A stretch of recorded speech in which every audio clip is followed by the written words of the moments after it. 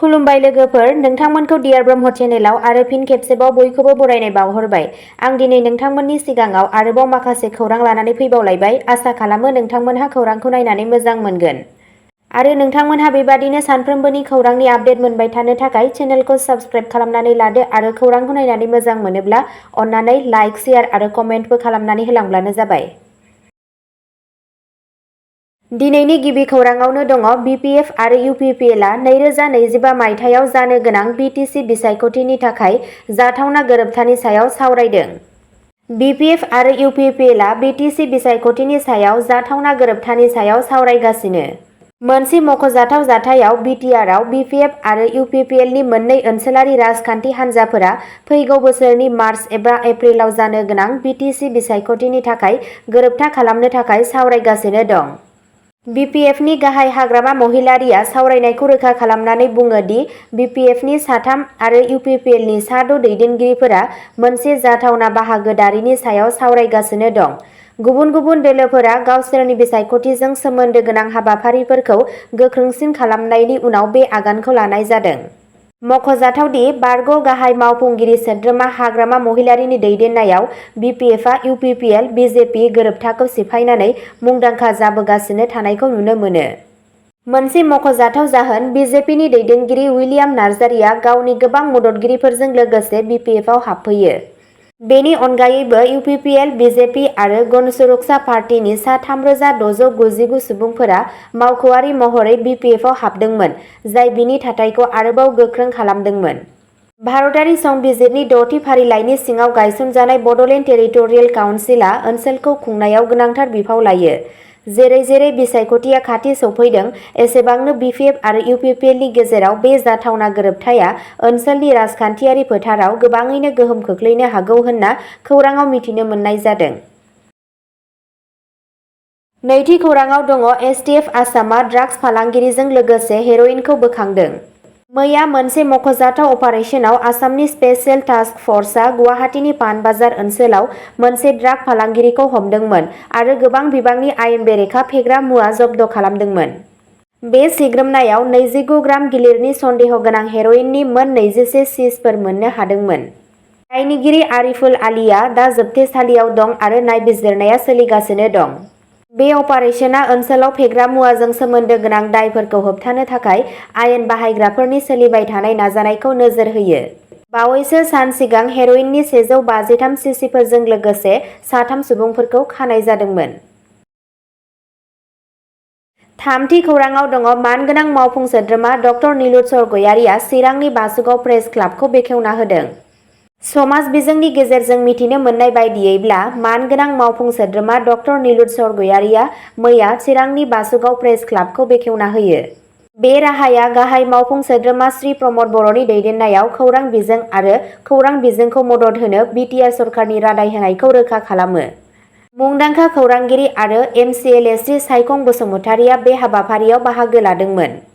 गोदान प्रेस क्लाबआ ओनसोलाव फोसाव बिजोंनि जौगानाय आरो जौगानायखौ थुलुंगा होगोन होनना खौराङाव मिथिनो मोननाय जादों।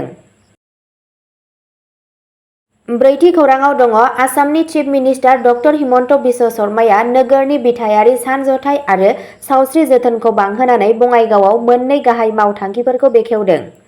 मैया गिबियाव डक्टर शर्माया बङाइगाव सहरनि आइ लाभ बङाइगाव थावनियाव गोदानै जौगाखांहोनाय थाबायग्रा ओनसोल, वाकिं जन आरो देंखोआरि फाउन्टेनखौ बेखेवदोंमोन, जाय ओनसोलनि मिथिंगायारि समायनाखौ बांहोनायजों लोगोसे थागिरिफोरनि थाखाय मोनसे रैखाथि गोनां आरो मिथिंगायारि जायगा होनायनि थांखिजों 5.91 कौटि रांनि मोनसे मावथांखि। बेनि अनगायैबो गिबि मन्थ्रिया गोदानै लुजानाय बिल्डिंनि जौगानायखौ नायबिजिरनो बङाइगाव मेडिकेल कलेज आरो देहा फाहामसालियाव दावबायहैदोंमोन। गावनि दावबायनाय समाव डक्टर शर्माया सोलिबाय थानाय जाथायफोरनि सायाव सावरायनो थाखाय मावथिफोरजों लोगो हमदोंमोन, जाय ओनसोलाव सावस्रि सिबिथायनि सुबिदाफोरखौ साबसिन खालामनो गावनि रादायखौ दिन्थियो। बेफोर मावथांखिफोरा मोनसे बांसिन जिउगोनां आरो जौगालु रायजोनि थाखाय बिथांनि नोजोरजों गोरोबनानै आसामाव जौगानाय आरो जौगानायखौ दैदेननो थाखाय डक्टर शर्मानि नाजानायखौ दिन्थियो। आसामनि 15थि गिबि मन्थ्रि महरै डक्टर शर्माया गासै रायजोआवनो बायदि बायदि हाबाफारि लागासिनो दं। बाथि खौराङाव दङ बङाइगावआव सिलिन्डार बेरफ्रुनाया SBIनि दालायखौ सोमावग्लुंदों, 3 जोखोम जादों। मैया 18 सेप्तेम्बर खालि मोनसे दुखुनांथाव जाथायाव बङाइगावनि मुलागाव स्टेट बेंक अफ इन्डियानि दालायाव सिलिन्डार बेरफ्रुनाय जायो, जेराव 3 सुबुंफोरा जोखोम जायो। जोखोम जानाय सुबुंफोरनि मुङा रातुल सिंह, दिपाली सिंह आरो चित्तरन्जन नाथ। मोनसे जायगायारि गेस एजेन्सियाव खामानि मावग्रा रतुल सिंहआ गोब्राब जोखोम जादों आरो गोब्राब थासारियाव दं। SBI दालायनि सानैबो मावख'गिरि दिपाली सिंह आरो चित्तरन्जन नाथआबो जोखोम जायो आरो बिथांमोनखौ खाथिनि देहा फाहामसालियाव फाहामथाय होगासिनो दं। 3बो खाथि सावफाहामारि नायदिंनायाव दं। देहा फाहामसालिनि फुंखाफोरा रातुल सिंहनि थासारिनि थाखाय जिंगासिनायनि इसारा होदों। जाथायनि फिननाय महरै SBI दालाया अरायथा नङि महरै गावसोरनि खामानिफोरखौ बन्द खालामदोंमोन। बेंकआ मोनसे मावख'आरि फोसावथाय फोसावदों, जेराव बुंनाय जादों दि मावफारियाफोर आरो बायगिरिफोरनि रैखाथिखौ रोखा खालामनो थाखाय सिबिथायफोरा उननि फोसावथायसिम दोनथ'नाय जागोन। जायगानि बिबानगिरिफोरा बेरफ्रुनायनि जाहोनखौ नायबिजिरगासिनो दं। 6थि खौराङाव दङ जरहाटआव बारग' अनजालुजों गार्लफ्रेन्डआ गाज्रि रोखोमै गाग्लोबजादों। जरहाटनि राजाबारि ओनसोलाव मोनसे सोमोनांथाव जाथाय जादोंमोन, जेराव सासे 17 बोसोर बैसोनि हिनजावसाखौ गावनि बारग' बयफ्रेन्ड रहित राजपुतआ गाज्रि रोखोमै गाग्लोबदोंमोन। गाग्लोबजाग्रानि सिथ्लायाव थाखोमानाय दायनिगिरिया बिथांजोनि गोसोखौ ब्लेडजों दानस'दोंमोन जेब्ला बिथांजोआ बिथांनि गोजोन गैयै आखुनि थाखाय बिसोरनि सोमोन्दोखौ फोजोबदोंमोन। भुगिनांनाय आइजोआ बे गिख्रंथाव बुब्लिखौ खोन्थादोंमोन, बुंदोंमोन दि रहितआ सोमोन्दोखौ दानस'नायनि थिरांथानि उनावबो बिथांजोखौ दुखु होदोंमोन।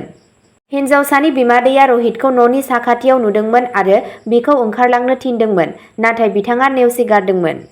गाग्लोबजाग्रानि बिफाया होनाय अजदनि उनाव पुलिसआ रहितखौ खादोंमोन। जोखोम जानाय हिनजावसाया जरहाट मेडिकेल कलेज हस्पिटालाव फाहामथाय लागासिनो दं। 7थि खौराङाव दङ सर्जुन हानसेखौ दुलाराय आसाम फरायसा आफाद आसुनि गोदान मावथ'नाय गाहाय नेहाथारि थिसननाय जाबाय। शंकर ज्योति बरुवानि बिबान एंगारनायनि उनाव सर्जुन हानसेखौ दुलाराय आसाम फरायसा आफाद आसुनि गोदान मावथ'नाय गाहाय नेहाथारि थिसननाय जादों। बे जौगानाया बरुवानि बेरेखायै अनागारि खालामनायनि अजद नुजानायनि उनाव फैयो, जायनि जाहोनाव बिथाङा मासि आरो गुदि सोद्रोमानिफ्राय ओंखारलाङो। बे थिरांथाया गुवाहाटीआव आसुनि मावफुं मेलाव लानाय जादोंमोन। सिगाङाव लेङाइ गाहाय नेहाथारि हानसेआ आफादनि फैगौ सरासनस्रा जथुम्मासिम बे मासियाव थागोन। सासे फरायसाया थगायनाय, गोसोआरि आरो देहायारि गाज्रि बाहायनाय आरो बुथारनायनि हुमखि होनायनि उनाव बरुवाखौ दान्थे-बिदान्थेया बेंखनदोंमोन। आसुआ बरुवानि गोसो बायदियै मावनो गनायथि होनानै जेंनाखौ सुस्रांदोंमोन। 12 सेप्तेम्बराव बिथाङा गावनि बिबान एंगारनायखौ गावनि थिरांथा होनना फोसावदोंमोन। 8थि खौराङाव दङ धुबुरीआव पेट्रल पाम्पनि मावथिनिफ्राय 40,000 रांनिबो बांसिन लुथिदों दुथांफोरा। आसामनि धुबुरी DK र'डआव थानाय गंसे पेट्रल पाम्पखौ 14 सेप्तेम्बरनि मोनायाव बाइकजों फैनानै दुथांफोरा लुथिदोंमोन। सुलुंनि बायदिब्ला 3 दुथांफोरा ASTC SP पेट्रल पाम्पनि मावफारियाफोरखौ गाग्लोबदोंमोन, जेराव पिन्टू कुमार पाटेल मुंनि सासे मावख'गिरिया जोखोम जादोंमोन। डाकातिफोरा 40,000 रांनि बांसिन लुथिनानै जायगानिफ्राय खारखोमालाङो। बे जाथाया पेट्रल पाम्पनि CCTV केमेरायाव सेबखांजादोंमोन, जाय आयेन जारि खालामनायनि थाखाय गोनांथार फोरमान होदोंमोन। जाथायनि समाव गाग्लोबजानाय पिन्टू कुमार पाटेलआ थाबैनो धुबुरी सदर पुलिस थानायाव मोनसे गिबि फोरमायथि रिपर्ट FIR थिसनो। गिबि नायबिजिरनायनि बायदिब्ला गाग्लोबग्राफोरा गंसे मटर साइकेलजों फैदोंमोन, लुथिनायखौ रोखायै मावफुंदोंमोन।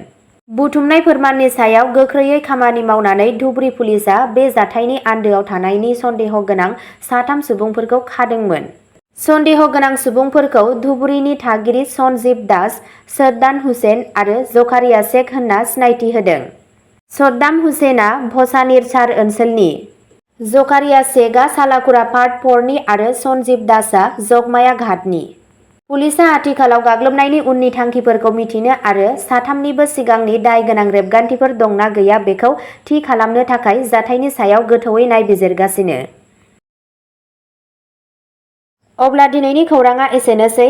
जाय बिथांमोनहा सानसेनि फानजामुथिखौ नायनानै मोजां मोनो, स्क्रिनाव होनाय चेनेल बड इनफ' पइन्टआव थांनानै नायहैनो हागोन। चेनेलनि लिंकखौ डिस्क्रिप्शनाव होनाय जादों।